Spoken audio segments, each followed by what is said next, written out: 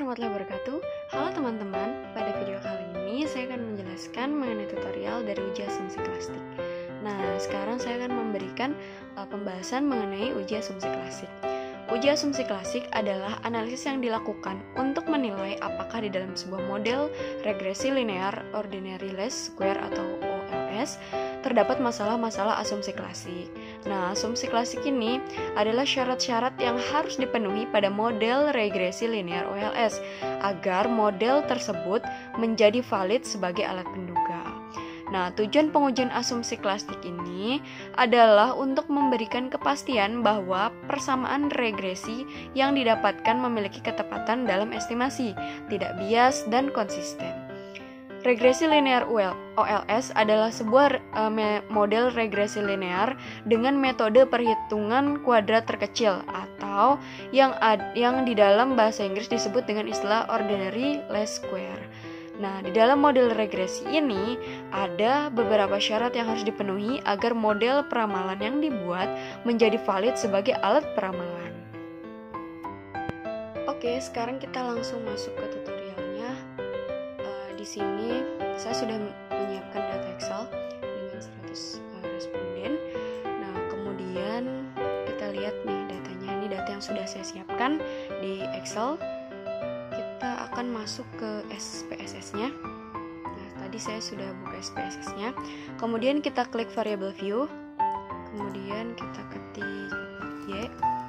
Kemudian X1, X2, X3 dan juga X4. Nah, jangan lupa pada kolom measure ini diganti scale. Kemudian kita ganti scale semuanya. Oke, kemudian kita ke kolom desimal, ini kita ganti 0.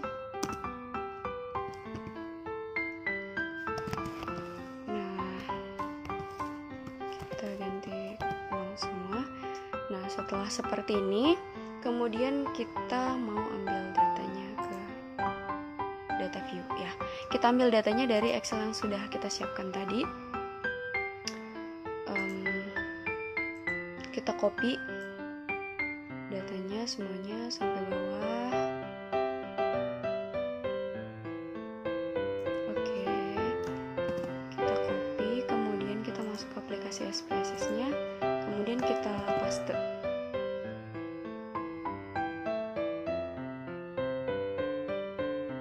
Nah, setelah datanya muncul seperti ini, kita lihat sampai bawah.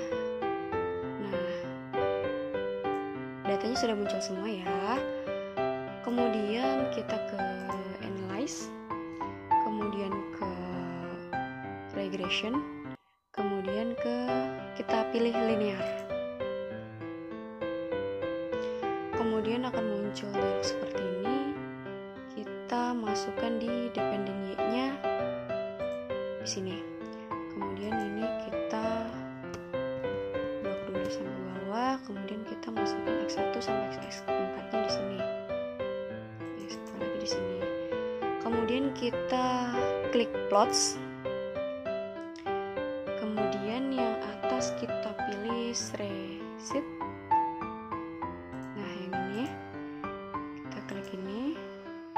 Kemudian yang bawah kita pilih Z-sheet X-nya.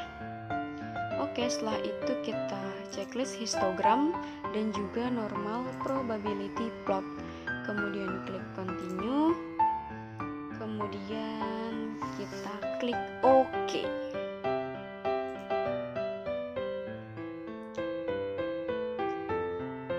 Nah, kita lihat datanya ini akan muncul.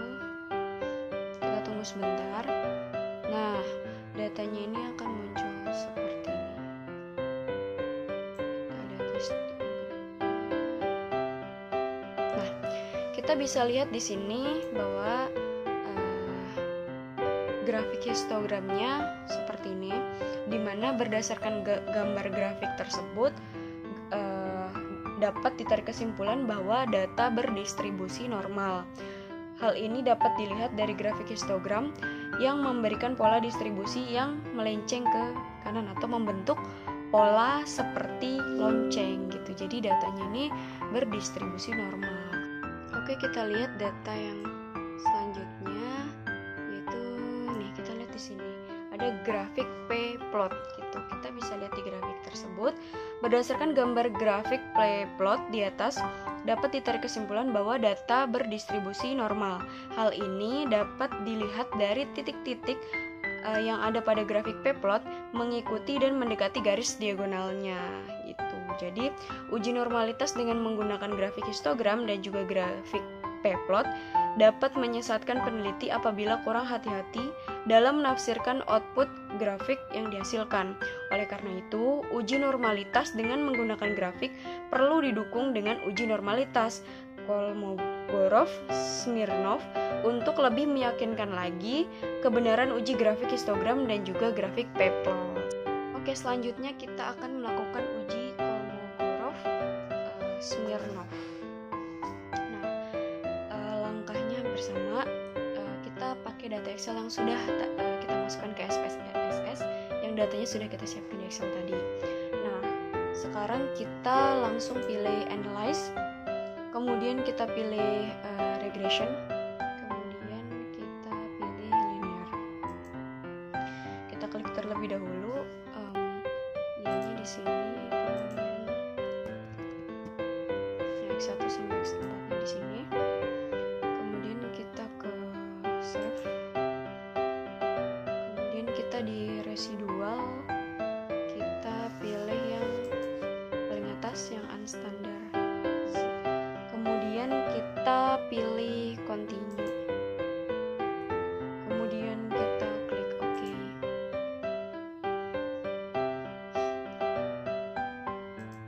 Nah, di sini akan muncul res_1. Nah, abaikan aja nih nilai yang res_1 ini. Kemudian kita klik Analyze. Kemudian kita pilih non-parametric test. Nah, ini. Kemudian kita pilih yang ini, yang legacy dialog. Kemudian kita pilih satu sampel KS. Nah, kita klik. Oke, setelah itu yang ini, yang paling bawah ini unstandard, kita pindahkan ke sini. Kemudian kita centang di normal. Ini normal, kita centang ya. Kemudian kita klik OK. Nah, akan muncul data seperti ini, one sample Kolmogorov-Smirnov. Nah, jadi berdasarkan tabel di atas, interpretasinya adalah jika nilai asimsik two-tailed di atas 0,05, maka distribusi data dinyatakan memenuhi asumsi normalitas atau data berdistribusi normal. Dan jika di bawah 0,05, maka diinterpretasikan sebagai tidak normal atau data berdistribusi tidak normal. Dengan demikian, dapat disimpulkan data yang dibahas dalam video kali ini memiliki distribusi data yang tidak normal gitu.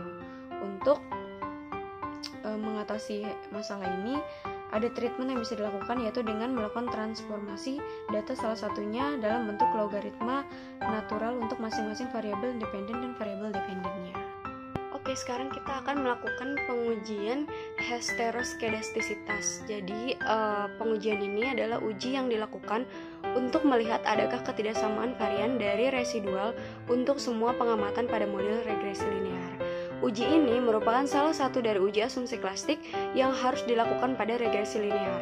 Apabila hasil uji heteroskedastisitas ditemukan ketidaksamaan varian dari residual, maka dapat disimpulkan bahwa asumsi tersebut tidak terpenuhi, sehingga hal ini dapat mengakibatkan model regresi dinyatakan tidak valid sebagai alat peramalan. Nah, kita akan melanjut ke tutorial selanjutnya, yaitu ada uji Glaser. Nah, pada tampilan seperti ini, setelah datanya di copy paste ke SPSS, kemudian kita klik Analyze, kemudian klik Regression, kemudian pilih Linear. Nah, Y-nya ini dipindahkan ke Dependent, kemudian X1, 2, 3, 4 dipindahkan ke Independent. Kemudian klik Save, kemudian ini di checklist di residual yaitu unstandardized, kemudian klik continue, kemudian kita langsung klik OK. Nah, di sini akan muncul res_1. Nah, selanjutnya kita akan klik transform, kemudian klik compute variable yang paling atas.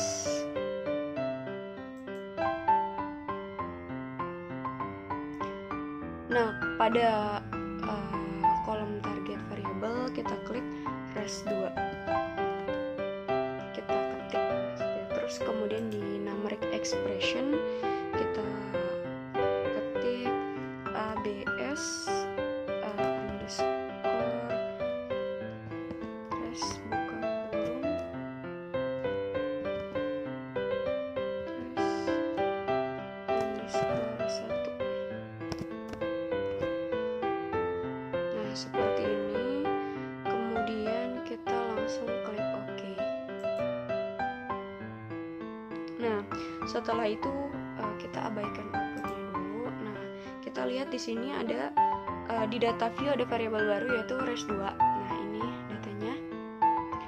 Kemudian kita klik analyze, kemudian kita klik regression lagi, kemudian kita klik linear. Nah, kemudian keluarkan nih si variabel y-nya yang di dependent, kemudian masukkan yang res2 di dependent.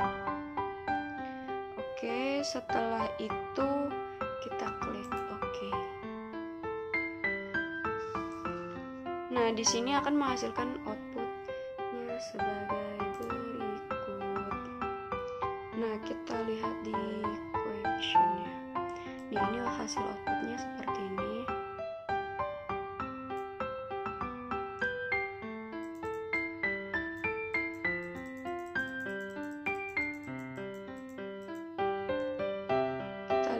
Coefficientnya di sini.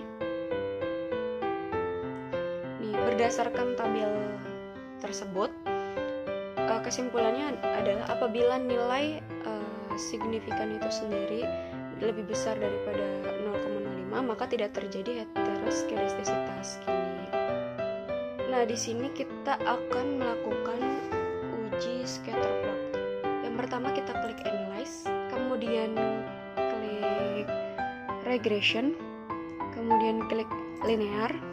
Nah, akan muncul seperti ini. Di dependent kita isi Y, kemudian di independennya kita isi X1, X2, X3, dan X4. Kemudian kita klik plots, kemudian kita isi di Y-nya ini spreadsheet, kemudian di X-nya ini kita isi zipred, kemudian kita klik continue, kemudian kita klik OK.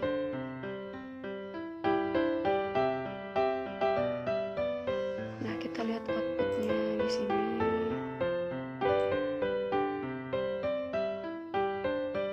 Nah, kita lihat di sini di scatter plot dependent variable, di mana pada gambar ini terlihat bahwa titik-titik menyebar secara acak dan tidak membentuk sebuah pola tertentu. Titik-titik juga menyebar baik di atas maupun di bawah angka 0. Dengan demikian dapat disimpulkan model regresi tidak mengalami heteroskedastisitas, sehingga model regresi dinyatakan valid sebagai alat peramalan. Nah, sekarang kita akan melakukan uji multikolinearitas. Nah, multikolinearitas adalah sebuah situasi yang menunjukkan adanya korelasi atau hubungan kuat antara dua variabel bebas atau lebih dalam sebuah model regresi berganda.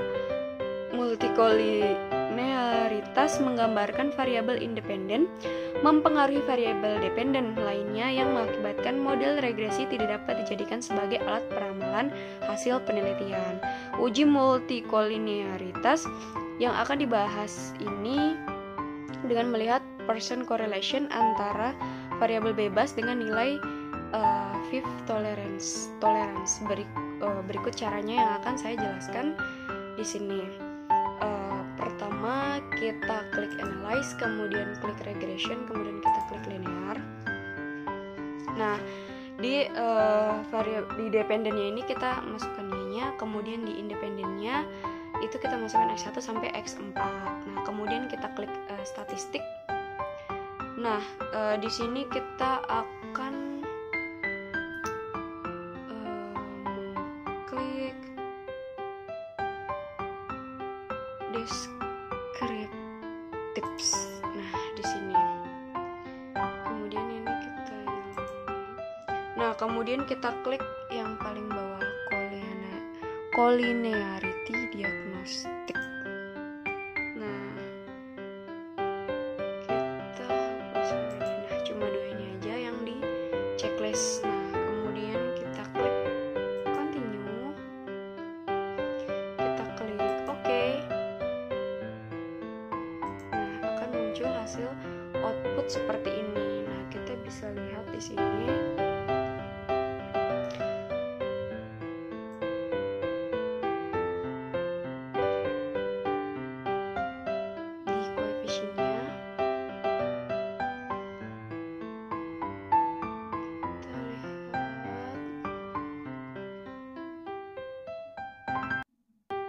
Kita lihat di correlation-nya. Nah, kita bisa lihat di sini. Nih, pada tabel ini menunjukkan tidak adanya nilai korelasi yang lebih besar dari 0,8. Maka dengan demikian dapat disimpulkan bahwa tidak terjadi multikolinearitas antara variabel independen yang akan diteliti. Nah, kemudian kita lihat di coefficient. Nah, kita lihat di sini menunjukkan bahwa nilai VIF kurang dari 10 dan nilai toleransi lebih besar dari 0,01. Maka dengan demikian dapat disimpulkan bahwa tidak terdapat masalah multikolinearitas gitu. VIF ini dan toleransi adalah indikasi kuat yang sering dipakai oleh para peneliti untuk menyimpulkan fenomena yang terjadi interkolerasi variabel bebas. Demikianlah tutorial uji asumsi klasik pada video kali ini. Terima kasih.